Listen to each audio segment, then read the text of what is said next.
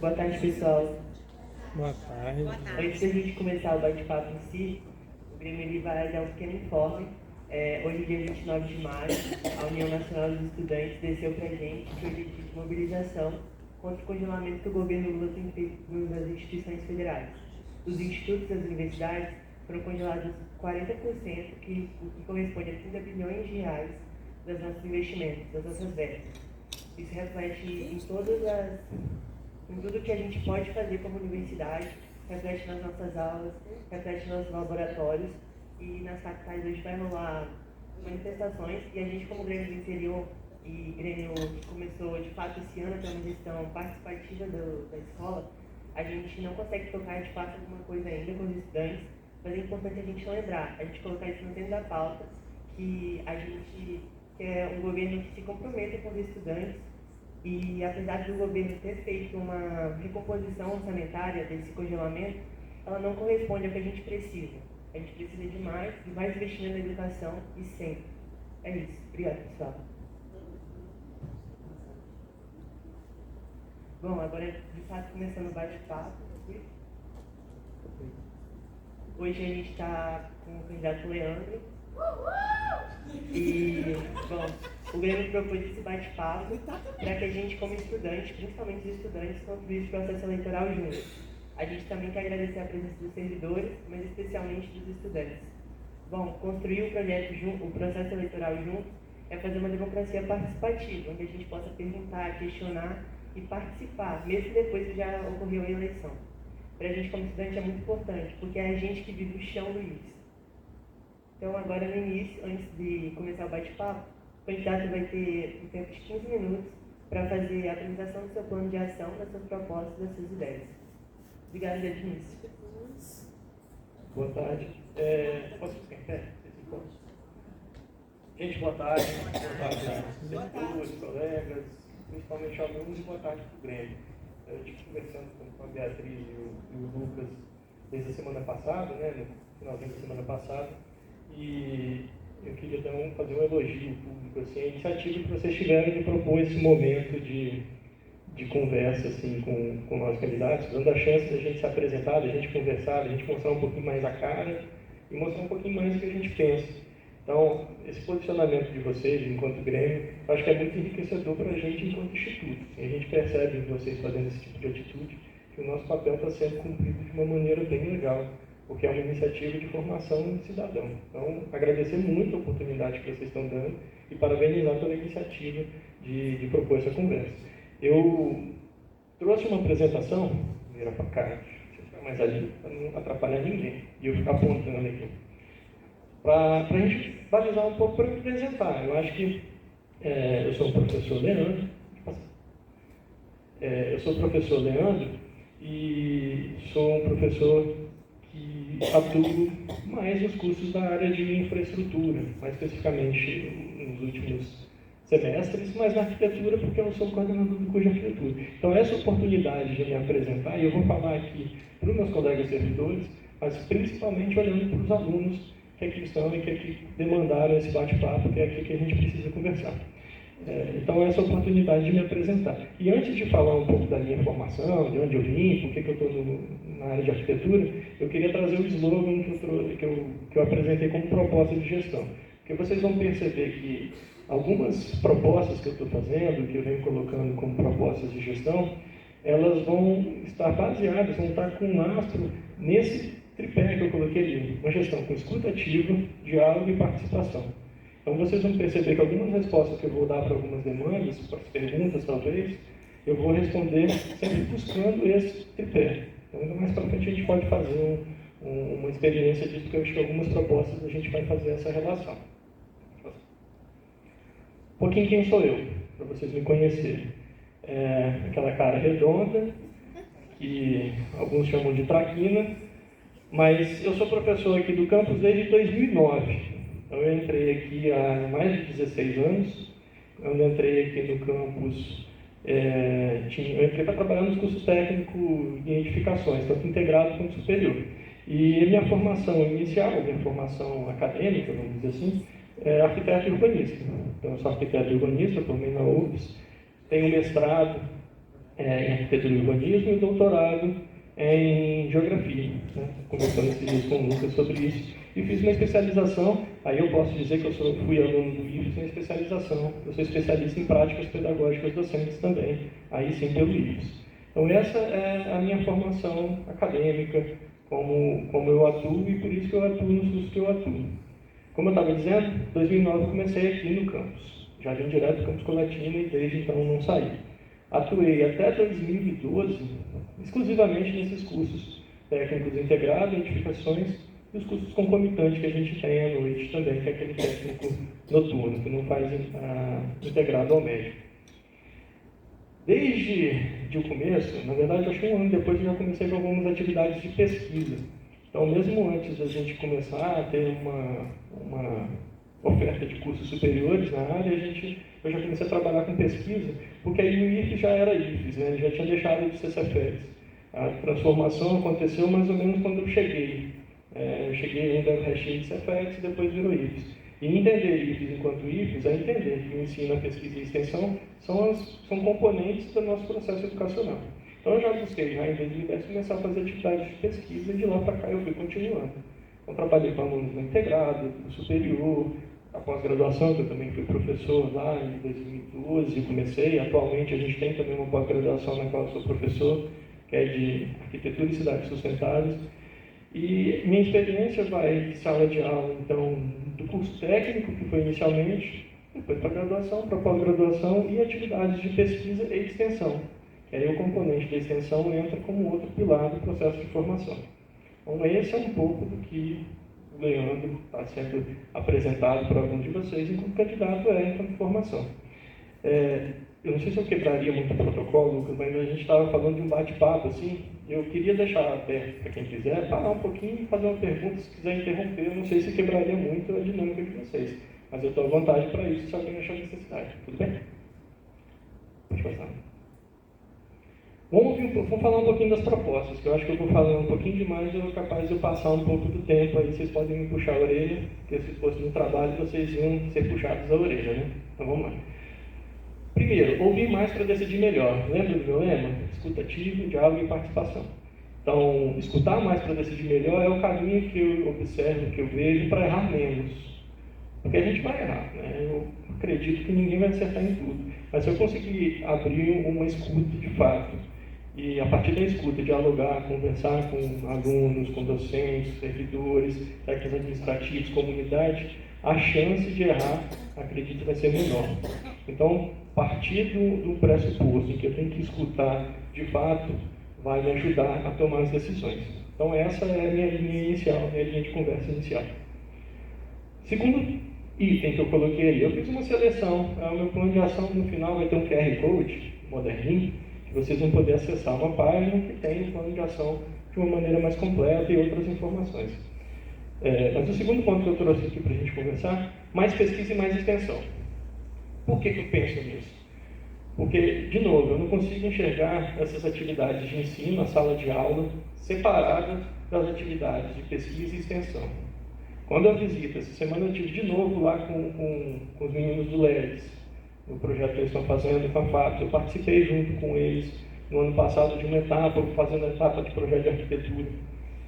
Enxergar eles atuando numa demanda real do mercado de trabalho, recebendo problemas reais, sentindo algumas angústias, movimentando para resolver aqueles problemas, a gente vê de fato a extensão funcionando como um alicerce para pesquisar soluções, para utilizar o ensino de uma maneira aplicada, e a gente vê na formação desses alunos que têm essa oportunidade um enriquecimento muito grande. Além de ter um enriquecimento muito grande no processo educacional como um todo, uma formação mais completa, que quem participa desses projetos eu acredito que tem, também é uma política de fixação, porque você tem bolsas para fazer essas atividades, você tem bolsa de extensão, você tem bolsa de pesquisa. E isso é mais um motivo para a gente investir em mais pesquisa e mais extensão. É complementar a nossa formação, é complementar o que a gente faz enquanto servidor, enquanto docente, no meu caso. Mais um ponto aqui, ó. Apoio a estudantes em eventos técnicos, científicos, olimpíadas e competições. O ensino não se dá só na sala de aula ou no espaço de laboratório, não é só ali. as experiências que a gente enxerga quando a gente vai participar de um evento técnico. Vou dar um exemplo. Você participou de um projeto de pesquisa junto com o professor, desenvolveu uma atividade específica X da matéria. No final daquele projeto, você desenvolveu um trabalho para apresentar num evento científico fora do estado. Você vai apresentar, se colocar na frente de uma plateia grande que vai te fazer perguntas. Isso, enquanto aprendizado de vida, é muito importante. É uma experiência de vida muito grande. Então, incentivar isso é, de fato, incentivar uma educação mais completa. As Olimpíadas que vocês já participam, tanto de matemática, de astronomia, de história, os campeonatos e a robótica é uma que a gente está sempre enxergando, sempre vendo vocês participando com muito sucesso, é um motivo de grande orgulho para a gente. Então, incentivar isso, incentivar uma formação mais completa, incentivar que vocês vivenciem mais o contexto e vivenciem mais os espaços do campus, do IFES como um todo. Isso para a gente é sensacional, assim, enxergar vocês vivenciando e curtindo esse espaço e se apegando a ele é o que motiva a gente a fazer cada vez mais essas atividades. Outro ponto ali, a atuação junto à reitoria para buscar mais recursos para auxílios estudantis.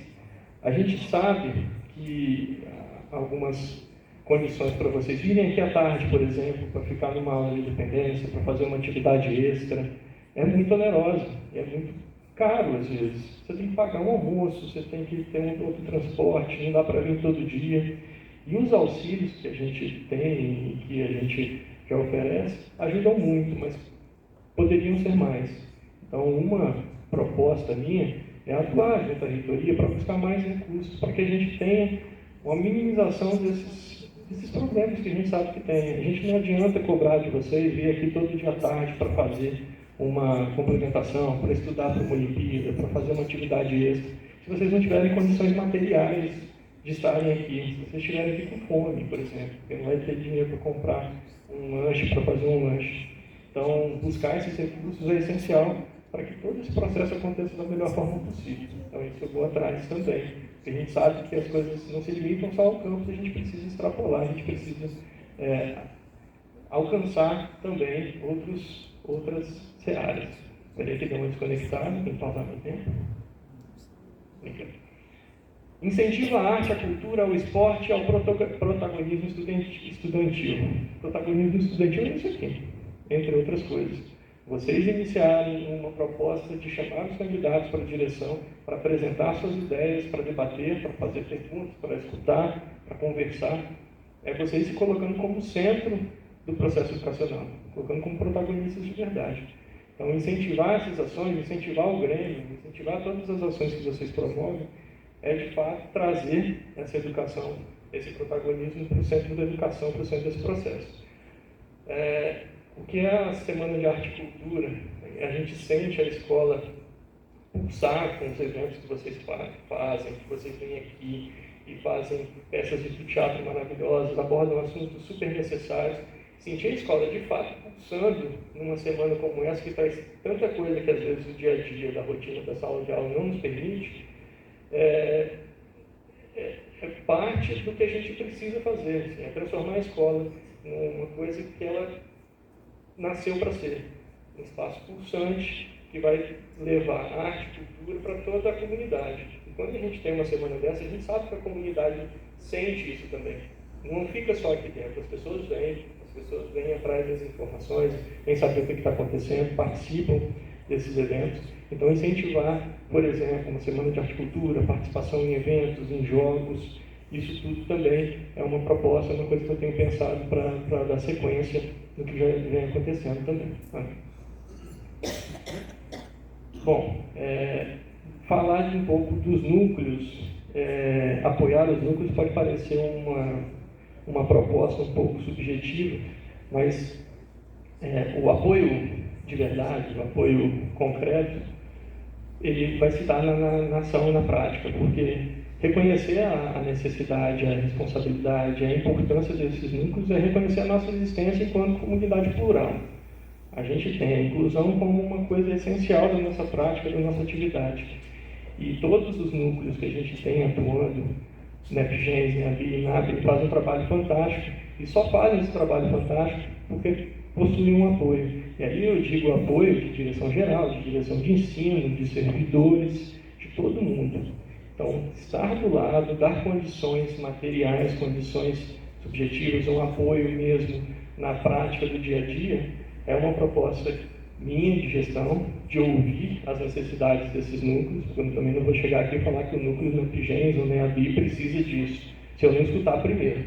Lembra da minha fala inicial, né? Escuta, diálogo e participação.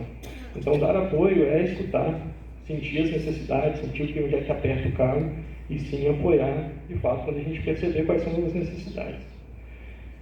Criar novos espaços de convivência no campus. Aí tem a ver também com permanência. Vocês ficam aqui à tarde, e a gente tem um orgulho danado que vocês sentam no chão, ficam conversando, que viram um ambiente agradável, interessante vocês estarem ocupando alguns espaços.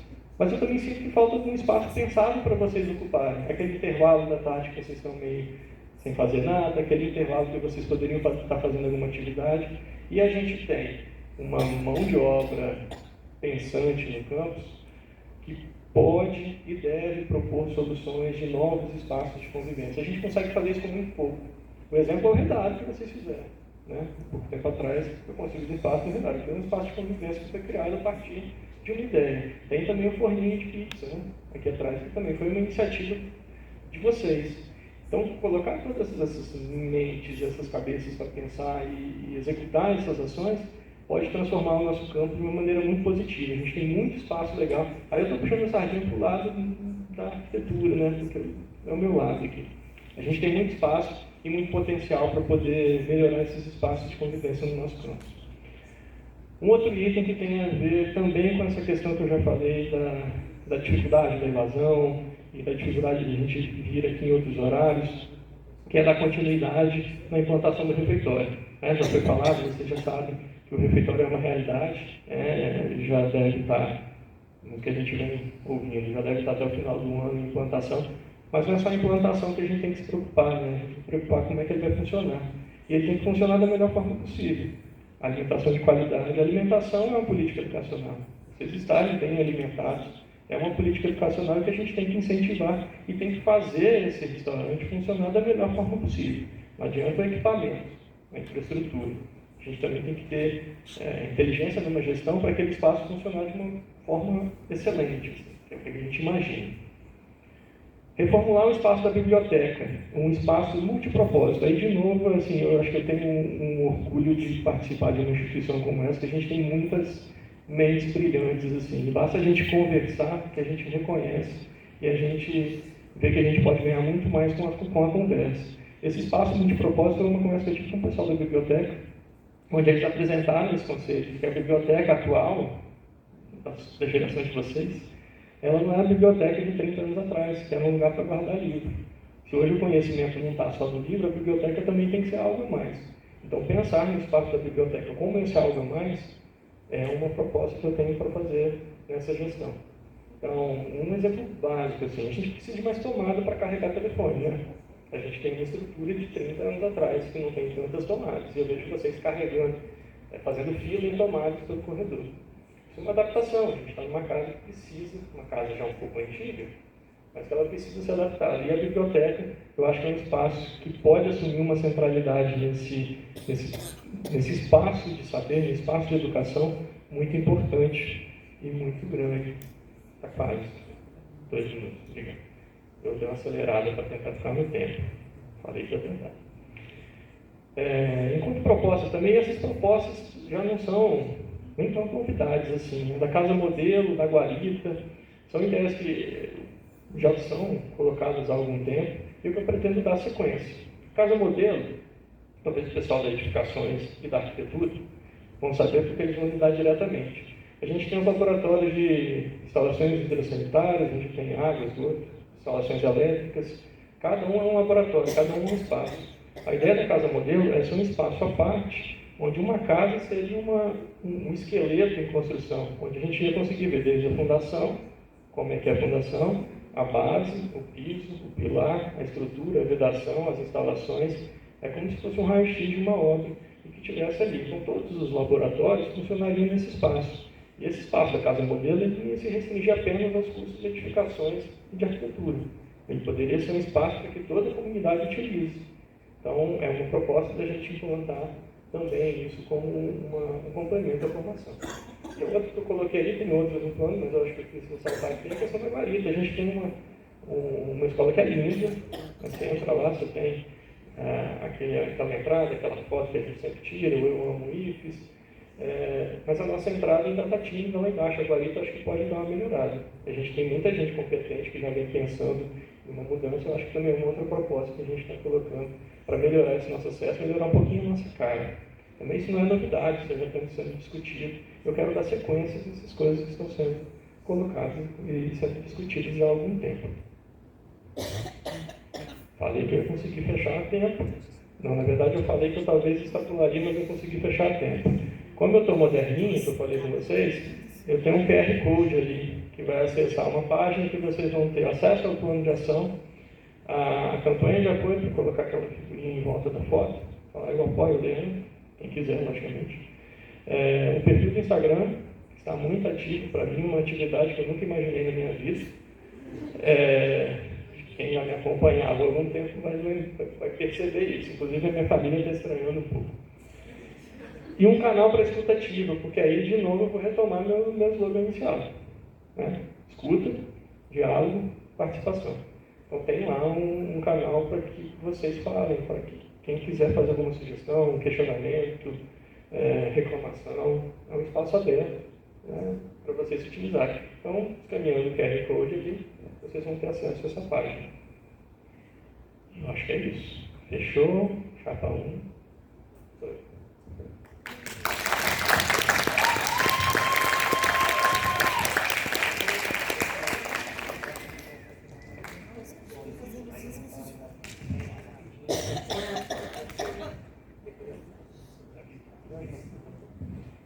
Gente, rapidinho, enquanto o Leandro teve que fazer um negócio ali, aí a gente vai fazer um intervalinho e aproveitar para avisar que no dia 11 de junho acontece a festa junina, que vai ser promovida pelo Núcleo de Arte e Cultura do campus e pelo Grêmio Estudantil. Vai ser às 7 até às 12h20, vai ter quadrilhão, vai ter vários concursos, karaokê junino, vai ter Rei e Rainha Caipira, e ainda quem participa ajuda os alunos dos quartos anos que se formam. Então, gente, venham participar, vai ser muito legal. E avisar também que o Grêmio está vendendo uma rifa, do valor de R$2, para ajudar os alunos que vão participar do GIFES e ajudar a custear os uniformes deles, já que eles vão estar representando o nosso campus. Então, só procurar a gente. O prêmio da rifa é uma cesta de chocolates, bem top, pessoal. Só esperar um pouquinho que o Leandro já volta e a gente já vai dar seguimento.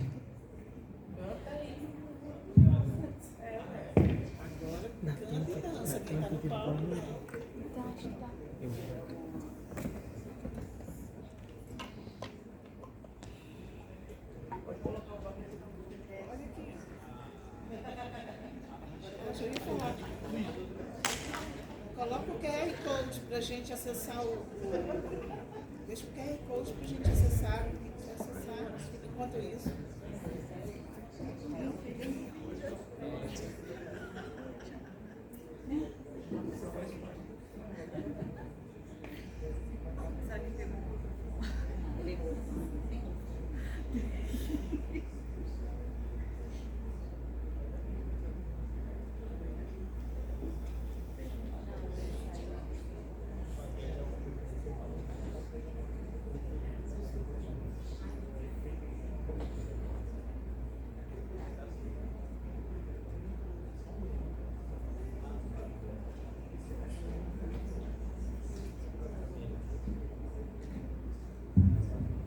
Gente, agora dando seguimento, o Grêmio tem algumas perguntas e depois a gente vai passar para o público.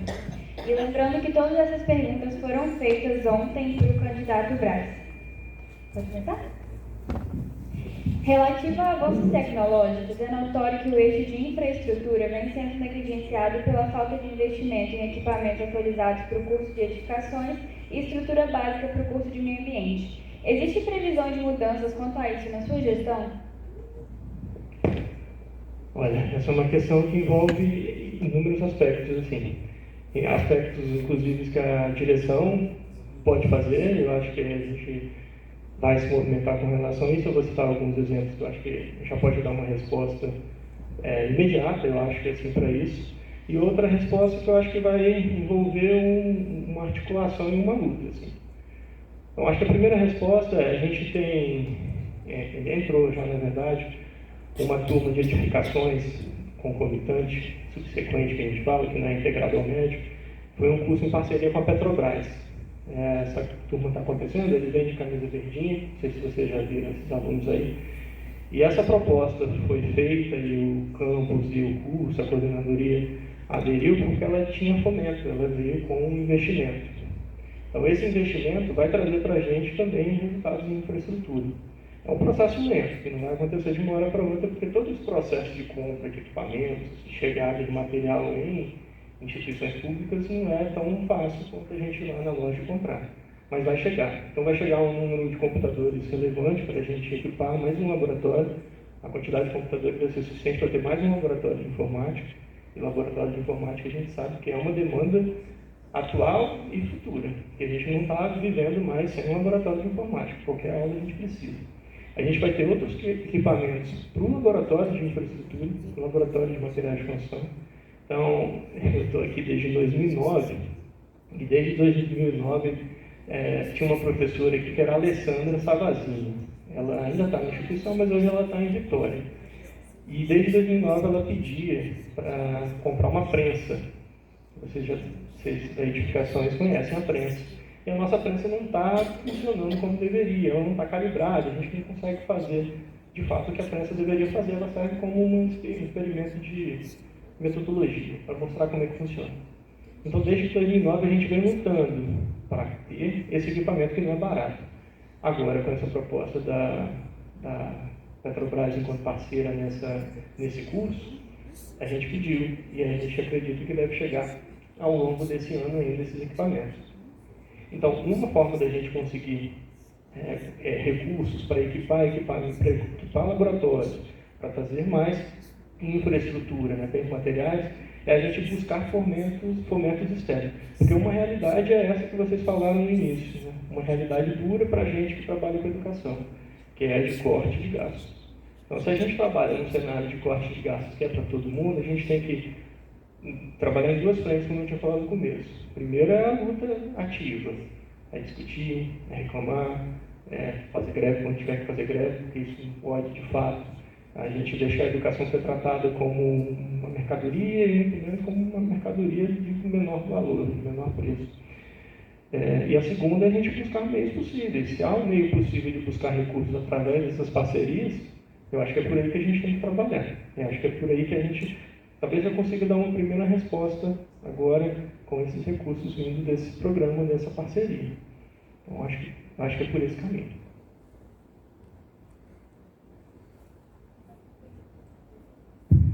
Próxima pergunta. Tendo em vista que, por vezes, servidores que possuem cargos de confiança têm mais contato com os alunos do que o próprio diretor-geral, gostaríamos de saber os possíveis nomes dos diretores e coordenadores da sua gestão. Excelente. A gente não consegue ter o contato que a gente gostaria, e uma coisa foi como eu falei com vocês no começo, eu acho que eu não consigo ter acesso a todos os alunos integrados, porque eu estou dando menos aula, eu sou coordenador de cursos da graduação, dou menos aula. Então eu tenho menos contato com os alunos, e não ter contato com o aluno faz uma falta tremenda, assim. Aí é tremenda do ponto de vista pessoal, porque eu acho que, enquanto professor, a motivação de vir para cá é dar aula, eu gosto de dar aula. Então, dar menos aula para mim é ruim. Trabalho burocrático, para mim, a gente faz o que tem que fazer. E de gestão a gente faz. Mas dar aula é que me motiva, na verdade. Então, tá longe, essa aula de aula é ruim por conta disso. E é ruim aí do ponto de vista da gestão também. Porque você acaba se afastando um pouco do chão, como vocês falaram no começo. A questão de nomes, se eu passasse nomes para vocês aqui, eu ia estar indo me contradizendo, assim. Porque a minha proposta, eu estou sendo chato, né? Escuta ativa, diálogo e participação. Eu estou me propondo ao longo desse período de campanha, esse período que a gente está passando agora, a não fazer uma visita em cada setor, uma visita em cada turma e conversar com vocês no sentido de vir aqui e me apresentar e pedir voto. Não é isso. Pode ser uma consequência se vocês votarem em mim. Tudo bem. Eu vou agradecer. Mas a minha ideia, de fato, ouvir de vocês qual é a demanda, ouvir de cada um qual é a demanda de fato, ouvir qual é a impressão de cada setor. E se eu chegasse no momento de me candidatar e trazer nomes sem escutar de fato, eu ia me contradizer muito. Então, eu não escutei toda a comunidade ainda, eu vou precisar escutar mais para decidir essas coisas. Então, se eu tivesse para vocês uma lista de nomes assim, eu estaria sendo incoerente com a minha proposta. Então, ouvir de vocês, ouvir de todos os meus colegas administrativos, docentes, o que cada um pensa da sua área de atuação e o que pensa da escola como um todo, é essencial para poder decidir. Se eu escuto mais, se eu dialogo, eu tenho chance de errar menos. E isso eu não passei por esses dois processos anteriores, eu não vou decidir antes. Então, eu não tenho ainda um nome, os nomes que vocês estão perguntando, para passar para vocês em função desse meu pensamento de gestão. No histórico da instituição, é inegável que houveram casos de assédio por parte de servidores em relação aos alunos. E como resposta, tivemos pouca ou nenhuma punição. Na sua gestão, como pretende lidar com essa questão? São duas vertentes, eu acredito, que a gente tem que trabalhar, né? A primeira é do ponto de vista de formação, de discussão, de debate, para evitar que essas coisas aconteçam. Se eu tenho mais eventos, se eu discuto mais isso, se eu exponho mais essa realidade, que é uma realidade dura para ser exposta, mas que precisa ser exposta para que todo mundo escute isso, sinta isso, eu tenho uma política aí de evitar com que essas coisas aconteçam. Só que quando acontece, e infelizmente acontece, a ação tem que ser imediata. E a ação dentro das normas legais, fazendo a averiguação, fazendo todo o trabalho de investigação daquilo, mas a ação tem que ser imediata para que essa resposta não seja negligenciada pela gestão. Então, quando eu falo em dar apoio e promover, de fato, a capacitação, o debate, é de novo apoiar os núcleos, apoiar o Mofigente, por exemplo. E ele tem um papel fundamental na promoção do debate e na promoção de ações que vão minimizar isso. E a segunda parte, que é o acolhimento de quem sofre isso, também vai ser uma parte essencial da direção de ensino, de todos os setores envolvidos. Então, aconteceu, primeiro, acolhe, em primeiro lugar tem que acolher quem sofreu isso, e aí uma investigação para uma ação concreta com relação a esse fato. Acho que é por aí que a gente tem que agir.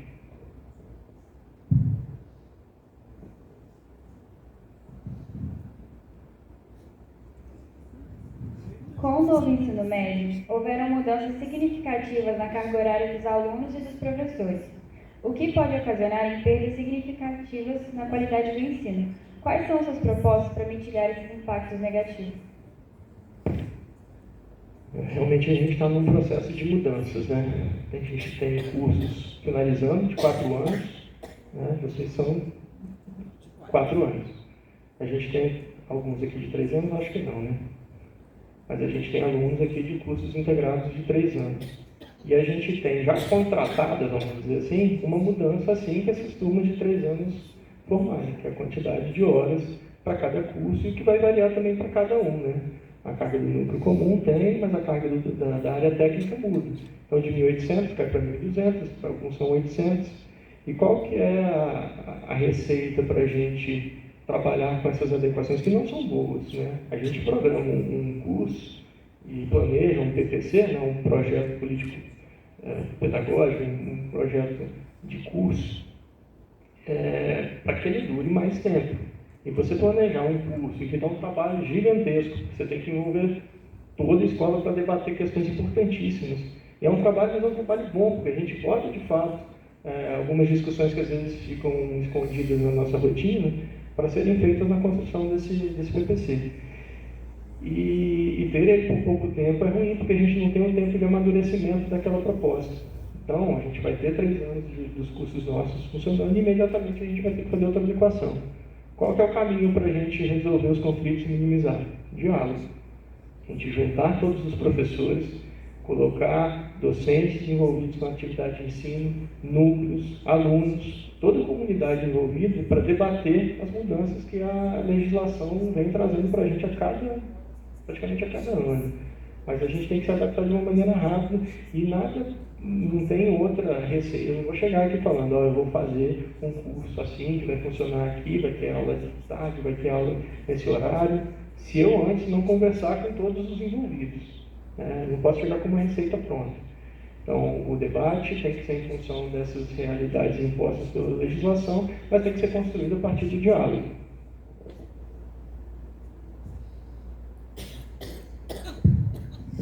Com as obras do restaurante do campus prevista para este ano, quais são suas propostas para a gestão eficiente desse novo espaço, considerando aspectos como alimentação de qualidade, acessibilidade e permanência estudantil? É uma coisa que a gente já comentou, né, do restaurante, assim, é o desafio, acho que foi vencido o desafio da implantação, parece, né? E até o final do ano a gente vai ter esse equipamento aqui, o que vai transformar os campos assim, de uma maneira relevante. Porque a gente ganhando um novo espaço, a gente transfere o espaço que hoje funciona como um restaurante e ele pode acontecer N coisas. Então é um bom problema que a gente vai ter quando um espaço novo vai ser ganhado assim, junto com o restaurante. Mas vocês trouxeram uma coisa que eu tinha comentado na minha apresentação aqui, que é o desafio da implantação, manutenção e oferta de um serviço de alimentação de qualidade. A alimentação é uma política de educação, é inegável isso. E ideias, a gente vai tendo, conversando com um grupo de professores, a possibilidade de fazer parcerias com a associação de produtores familiares de Colatina para trazer alimentos. O próprio campus Itapina tem uma produção de iogurte, de queijo, doce de leite, que é maravilhoso. E a gente pode buscar parcerias para que essa oferta do serviço, a gente sabe que não vai ser um restaurante tipo RU. Quem já passou pelas universidades talvez vai reconhecer isso, que aquele restaurante você tem um subsídio, que tem um valor. O nosso não vai ser bem assim. Então há um desafio da oferta de serviço de qualidade na construção de um contrato, né? Já que vai ser uma oferta terceirizada, que vai amarrar questões importantes de qualidade. Eu acho que a qualidade da alimentação não tá só em alimentos de qualidade, que é importante, mas está também na origem, de onde vem esse alimento, como a gente pode fomentar a produção local. E isso é importante para a gente colocar na construção de uma proposta de manutenção, de oferta de alimentos no campus. Ao tratar o protagonismo estudantil, a formação da consciência crítica e política é inevitável se falar dos grêmios e centros acadêmicos. Quais são as suas principais ideias para aproximar o Grêmio Estudantil, que é a representação dos estudantes secundaristas, da diretoria da escola? Tanto o Grêmio quanto os centros acadêmicos, eu acho que eles exercem um papel fundamental na construção do curso que cada um está envolvido, entre vocês e em todos os cursos, porque o Grêmio ele abrange todos os cursos integrados. Os centros acadêmicos, cada curso superior tem seu centro acadêmico. Mas eu não vejo uma gestão de curso, uma gestão de escola desvinculada da participação do estudante. Eu falo isso porque eu tenho, enquanto coordenador do curso de arquitetura, eu preciso ter uma relação, eu acredito que eu tenho uma boa relação com o CA do curso de arquitetura, porque é aquele que eu estou lidando direto. Então, propostas de eventos, trazê-los para as discussões que são relevantes, por exemplo, num colegiado de curso, onde a gente pode decidir a oferta de vagas para transferência. É um exemplo que eu estou dando concreto no curso superior, mas que vale também para o ensino integrado. Não posso abrir mão de ter a visão dos estudantes organizados, exercendo seu protagonismo nesses espaços de debate e de decisão. Então, quando o centro acadêmico faz parte de um colegiado de cursos, ou quando o Grêmio participa de um processo de decisão, por exemplo, da quantidade de vagas de transferência, ou de uma mudança de PPC, de projeto pedagógico, porque está mudando a legislação, isso é dar, de fato, a relevância que o movimento estudantil tem. E dar apoio às suas ações em qualquer instância. É dar espaço, é dar voz, é dar tempo, é promover em conjunto algumas ações. porque aí eu acho que o protagonismo ele acontece de fato. E por fim, como você enxerga o plano de ação do seu concorrente à direção? Olha, a gente tem em comum que a gente vai melhor por isso. Isso é inevitável. Eu acho que os caminhos podem ser diferentes. Acho que a gente tem perfil diferente. Mas o objetivo é o melhor, a gente pensa o melhor para o campus. Mas em alguns aspectos eu acho que a gente se diferencia bastante. E pelo que eu pude ver, eu acho que essa questão de enxergar a pesquisa e a extensão e o ensino como relações indissociáveis, eu acredito ser uma delas, assim. Poder falar e incentivar e sentir o quanto essas atividades de extensão e de pesquisa transformam a relação em sala de aula é uma coisa que eu enxergo como essencial dentro dos cursos. E aí, para fazer isso, é dar apoio para docentes fazerem esse tipo de atividade, dar condições de espaço adequado para que essas atividades aconteçam, dar apoio para que tenha tempo para essas atividades acontecerem, e é enxergar a escola nessa totalidade de atividades, não restritas apenas à sala de aula, não que isso não seja importante. Eu quero deixar claro que eu não estou falando que a sala é secundária, é porque eu não consigo enxergar a sala de aula separada dessas outras atividades. Eu não consigo enxergar vocês sem fazer esse movimento de participação, né? Sem encontrar o Lucas de vez em quando, perguntando para alguém, questionando, citando o Lucas porque ele está mais próximo lá da gente. Mas eu não consigo enxergar isso. Então, é um pouco isso que eu tenho visto de diferença, talvez, entre os planos apresentados aqui, talvez a principal diferença que eu posso apontar aqui.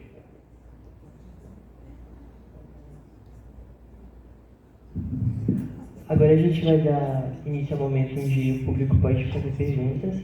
A gente pede, esse momento a gente também teve em contato com a comissão eleitoral local, então a gente pede que as perguntas sejam feitas respeitando o processo eleitoral, respeitando o candidato, com seriedade. Quem tiver interesse em fazer alguma pergunta, esclarecer alguma coisa, só levantar a mão e pode vir aqui.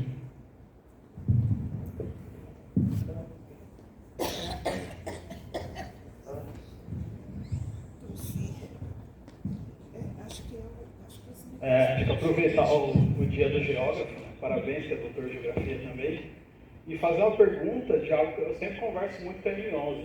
Né? A M11 é uma sala que, por ser menor, dá tempo de conversar, dá tempo de entender, né, as demandas, e eu tenho a impressão, para mim, assim, eu estou há 2 meses, que o curso de meio ambiente falta bastante estrutura, comparado aos outros cursos, né? Tanto em laboratório, quanto em perspectiva de futuro. Assim. Então, quando você conversa com alunos da edificações, alguns querem seguir na área. Né? Quando você fala com os alunos da sistema de informação, alguns querem seguir na área. E, quando você vai conversar com o meio ambiente, eu acho que pela falta de algumas estruturas, faz com que esses alunos eles não vejam muito horizonte dentro da própria formação deles. Né? Que é uma formação, eu como geógrafo considero fundamental, né?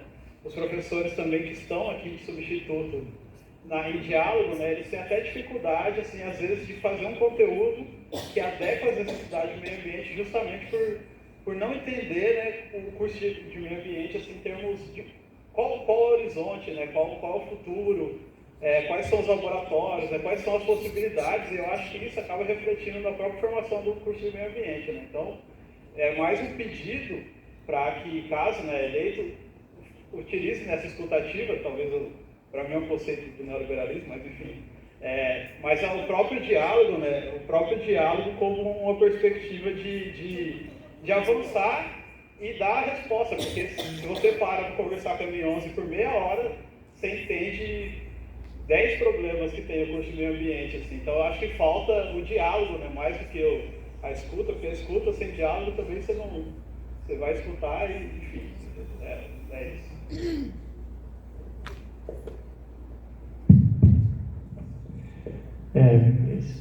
Excelente. Contextualizando um pouco, eu acho que o curso de integrado em meio ambiente ele surgiu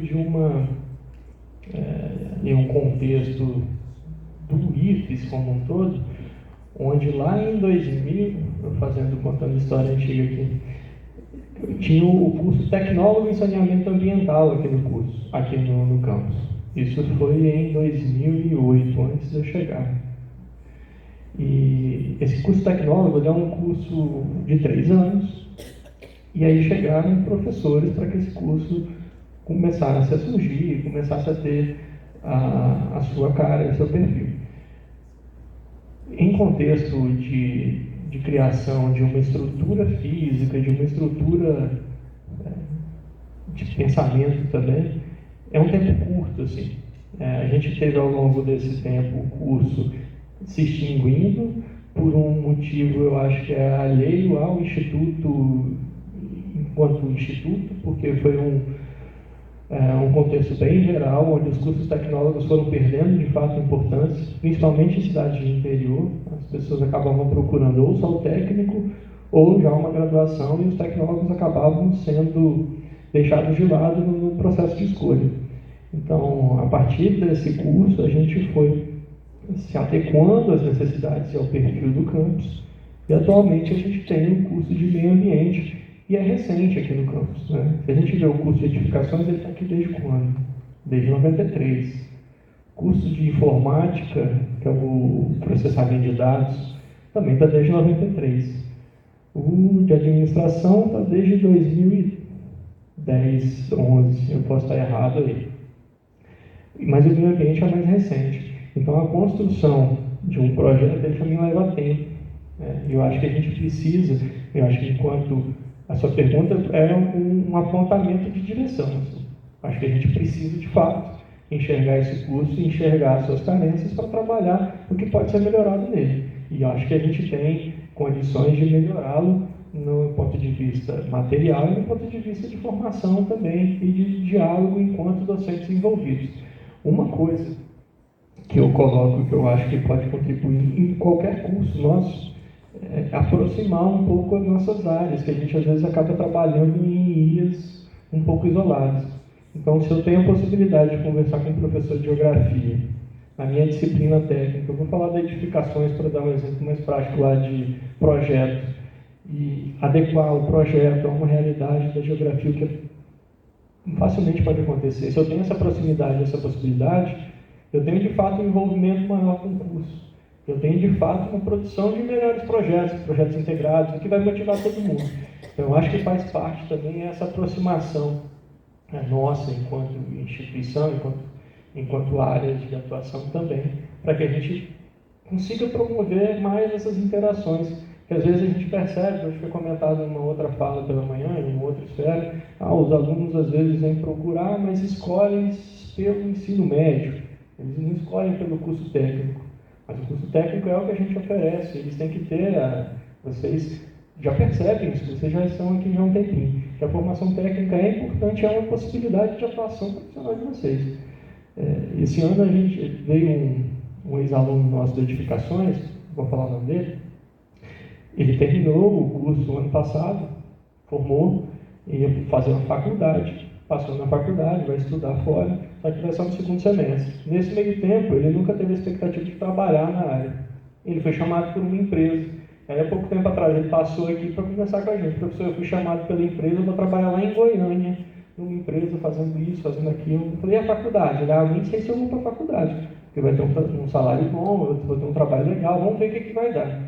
Então, às vezes, a gente não espera. A gente entra sem muita expectativa, sem saber muito quem a gente. Vocês entram muito novos também, e é uma realidade que pode ser colocada a partir de uma discussão, de um debate, de um aprimoramento desses cursos. Acho que é por aí que a gente tem que pensar mesmo.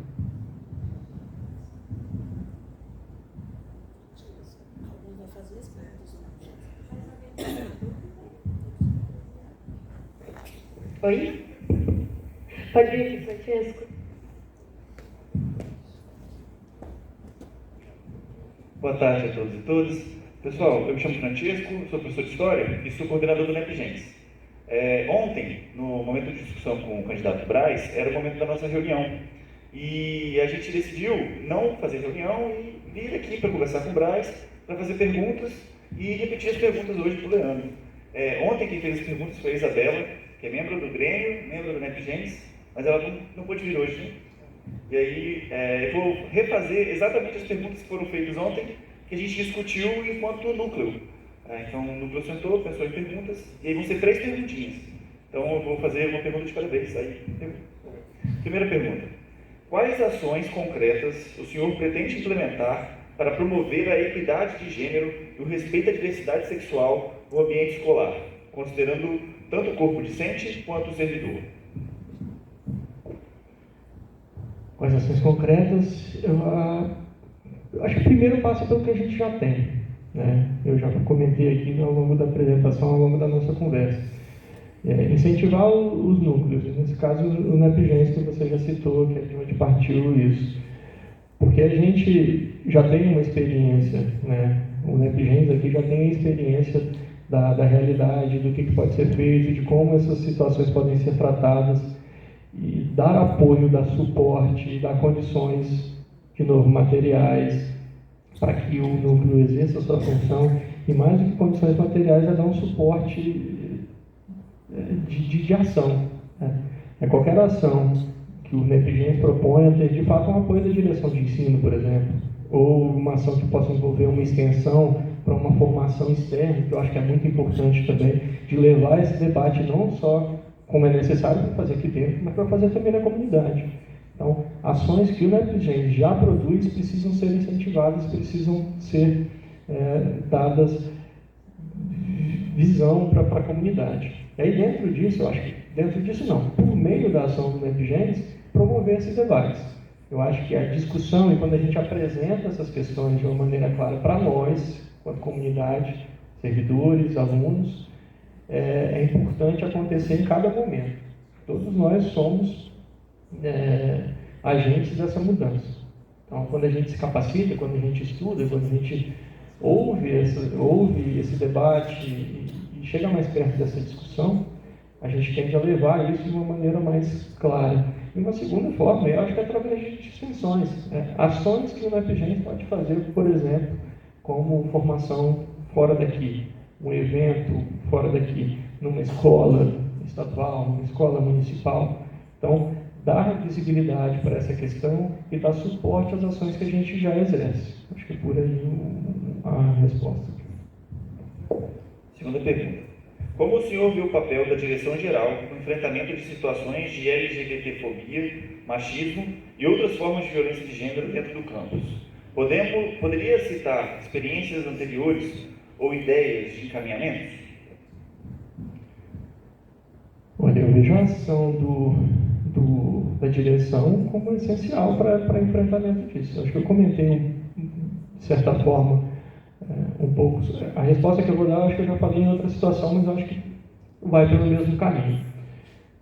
Se a direção geral, a direção como um todo, não tiver uma postura, em primeiro lugar, de fazer o acolhimento, quando qualquer caso desse tipo acontecer, e dar um encaminhamento, primeiro, a quem sofreu o abuso, de uma maneira clara, de uma maneira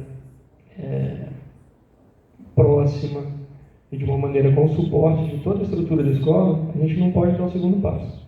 E o segundo passo é ir atrás do que de fato aconteceu, é investigar e colocar as nossas normas para de fato definirem uma ação para quem cometeu essa ação, essa questão. Então, casos concretos eu não consigo levantar porque eu ainda não participei das esferas que talvez poderiam ter acesso a essas informações. Mas eu acredito que o que vem acontecendo, porque a gente percebe, sente que a escola faz isso com uma qualidade, é primeiro fazer esse acolhimento.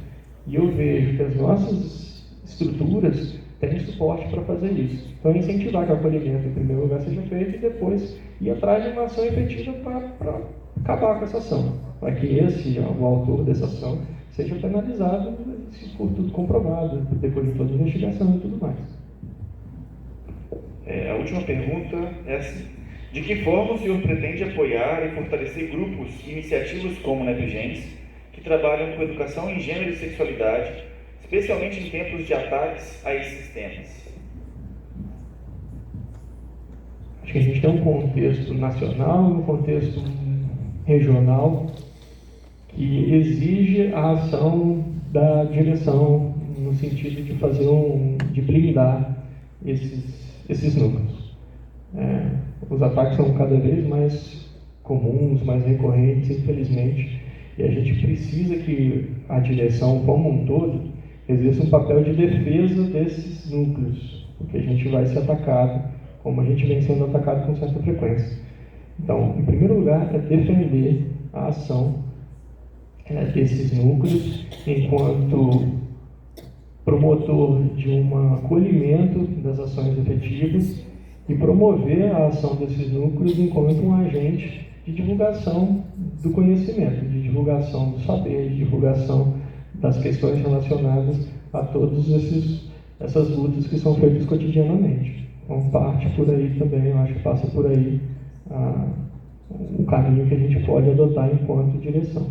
É exercer esse papel de blindagem e de dar o suporte total para que esses núcleos consigam exercer o seu papel. E aí é o suporte mesmo de segurar a onda, segurar o impacto, segurar a pedrada e dar o suporte. Estamos juntos, vamos resolver isso aqui juntos, porque a direção está no mesmo caminho, que é o caminho da inclusão de uma maneira plena e de combate a essa LGBTfobia, entre outras coisas. Mais alguém tem alguma dúvida? Mais alguma pergunta?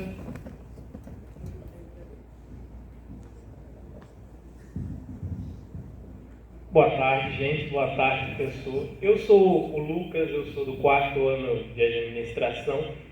E se você me permitir, eu vou ler as perguntas, porque se deixar eu falar, eu vou falar o resto da tarde, então eu prefiro ler diretamente. Hoje eu vim aqui como representante do NEABI, que é o Núcleo de Estudos Afro-Brasileiros e Indígenas, e na sua apresentação eu vi que você citou o nosso núcleo. Eu li o seu plano de ação 3 vezes para ter certeza, e ao ler o seu plano de ação eu percebi que ele contempla ações relevantes voltadas ao enfrentamento do racismo e à promoção da diversidade, o que é fundamental aqui no nosso campus. No documento, inclusive, tem menções explícitas de núcleos como o NACPNE, coordenado pela professora Luzimara, o NEPGENS, do professor Francesco, e o NAC das professoras Rita e Ana, que coordenam com maestria os núcleos. No entanto, o nosso núcleo, que é coordenado pelo professor Isaías, ele acaba não aparecendo de maneira explícita. E aí nós gostaríamos de saber o porquê da não menção ao NEABI no seu plano de ação, perdão. Bom, bem colocado, porque a cada tópico do plano de ação, e interessante você ter citado isso, eu abordo 2 questões relativas ao NEPGENS, 2 questões relativas ao NAC, 2 questões relativas ao NEABI, e aí uma falha não ter citado o NEABI, mas todas as ações que ele faz, que ele exerce, e que eu pretendo dar ênfase, estão ali. Então, o sujeito, a sigla NEABI não apareceu, mas o conteúdo está explícito naqueles 2 itens que você citou aqui, e que de fato são situações relacionadas à mesma questão da inclusão e do combate ao racismo de uma maneira mais geral. O fato de não ter colocado a sigla ali pode ter sido uma falha mesmo na hora de escrever, mas o que é importante é que o conteúdo e a ação promovida, tão relevante como esse núcleo promove, está presente ali e é uma ação que eu pretendo dar ênfase também. Quando eu coloquei aqui na apresentação, eu citei, é porque, de fato, assim como eu falei, qualquer resposta aqui, como eu vou fazer para incentivar o combate à LGBTfobia, é dar fomento, é dar apoio a esses núcleos. E esses núcleos têm nome, o NEABI é um deles, ele está presente aí. Pode ter sido uma falha, a sigla não ter aparecido, e eu acho que eu reconheço isso com a sua apresentação, com a sua pergunta. Perfeito, professor, muito obrigado. Eu tenho mais uma pergunta. Eu, assim como muitos estudantes do campus, somos bastante engajados no esporte. Eu sou colaborador da diretoria de esportes do Grêmio, fui bolsista de iniciação científica com a professora Jamile, educação física, e entre outras coisas. E, representando esses estudantes, eu gostaria de perguntar sobre a sua campanha fala muito do diálogo, que eu acho muito importante, que também incentiva as práticas esportivas do nosso campus. Entretanto, muitas pessoas acabam achando que a prática de esportes é só quem está ali na hora do jogo, mas eu quero deixar claro que a torcida é algo fundamental nisso. E considerando que eventos passados, como o GIFs em Itapina, que foi liberado a torcida, ou o JEC, muitos alunos eles acabam reclamando da inflexibilidade dos docentes no remanejo de provas e tal, para que a torcida possa acompanhar os nossos atletas, para que possa estar ali no meio, torcendo e motivando os nossos atletas a fazerem um jogo melhor e trazerem resultados para dentro do nosso campo, resultados positivos. E eu gostaria de saber quais são as medidas concretas que o senhor pretende adotar para garantir a participação desses estudantes torcedores, sem prejudicar o seu desenvolvimento acadêmico. Excelente. Apesar de não parecer, não, também gosto de praticar esporte de vez em quando. Essa questão, que eu acho que é relevante, eu consegui perceber isso principalmente nos últimos jogos, porque era evidente, a gente escutava isso todo dia, da participação, e é uma participação plena. Eu acho que são, como eu tinha dito antes, são esses espaços que acabam concorrendo e promovendo uma vivência do campo e a vivência da prática educacional como um todo, a prática da educação em todos os sentidos. E a participação de todos é uma coisa que está relacionada a planejamento. Então, quando eu coloco lá que eu incentivo a prática esportiva e a participação em eventos esportivos, que eu coloquei também, isso requer um planejamento. Então, se eu for direcionar, a direção de ensino, que está relacionado com provas, com aulas, ela tem que estar a par de que o planejamento junto aos docentes deve acontecer de uma maneira prévia. Então, docente, você durante essa semana não vai ter nenhuma atividade avaliativa, porque essa semana vai ser destinada às atividades de jogos, mesmo aqueles que não forem jogar de fato. Porque, como você disse muito bem, a prática esportiva não se resume a você estar em quadra jogando vôlei, basquete, futebol ou qualquer outra coisa. Também é a participação. E o aprendizado acontece, inclusive, quando a gente está torcendo. A gente teve casos, eu vou relacionar aí com a atuação do ENEABIL ano passado em Colatina, de casos de racismo em eventos esportivos e estudantis. É horroroso a gente ter que passar por isso, ter que enxergar isso acontecendo num evento estudantil, mas é uma oportunidade da gente aprender e ensinar com isso, de promover um debate aberto e franco de como essas questões atravessam a nossa realidade. Então, estar lá foi uma oportunidade de reconhecer essa coisa horrorosa que aconteceu enquanto aprendizado para que isso não se repita. E aí parte do planejamento. A gente tem que planejar essas ações com antecedência, né? Então, isso vai participar, vai fazer parte de uma construção, de um calendário e de um diálogo, de novo, como você falou, junto da direção de ensino com os docentes que dão aula com aquelas turmas, com todas as turmas. Mais alguém tem alguma pergunta? Nenhuma? Acho que encerramos por aqui, então. As considerações finais, coisa. A gente quer agradecer, em nome do Grêmio, ao candidato pela disponibilidade. E agora ele pode dar uma palavrinha final e depois a gente encerra um pouco também. Eu que agradeço de novo a oportunidade de apresentar um pouco para vocês, de me expor enquanto candidato, de responder algumas questões. Como eu tinha falado antes, acho que essa oportunidade aqui, ela talvez seja mais interessante do que o debate, porque o debate a gente fica um pouco restrito às normas, tem que ter uma pergunta sorteada, um filtro. Aqui eu acho que possibilita uma conversa um pouco mais franca, um pouco mais aberta, e eu acho que isso aconteceu. Acho que isso foi muito importante para mim, enquanto candidato, apresentar minhas ideias, me expor, colocar a cara aqui para que vocês me conheçam, quem me conhece, para que a gente consiga conversar, para que consiga apresentar um pouco do que eu penso para a gestão da escola.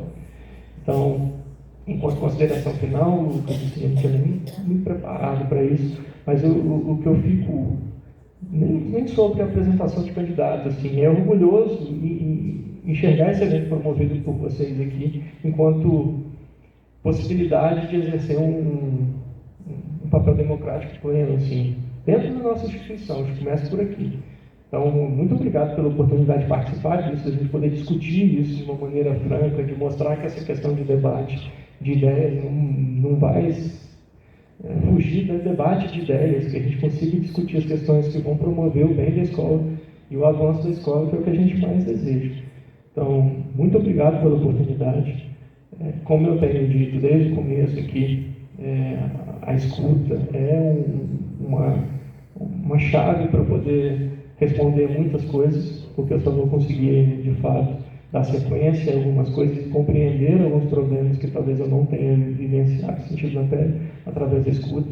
Então eu quero usar esse momento para ter essa fala com vocês e para abrir as portas. Né? Me procurem, qualquer dúvida, eu estou aberto completamente a qualquer outra questão, conversar fora daqui, alguma turma, qualquer outro momento. Eu quero me colocar à disposição de vocês. Por fim, para não fechar a possibilidade, para aqueles que quiserem mais informações sobre plano de ação, que está lá no site, podem ler. Se se interessarem por algum ponto, quiserem discutir, estou à disposição. Se gostarem das ideias e do que eu estou pensando para o campus, um votinho de confiança para as eleições também. Muito obrigado.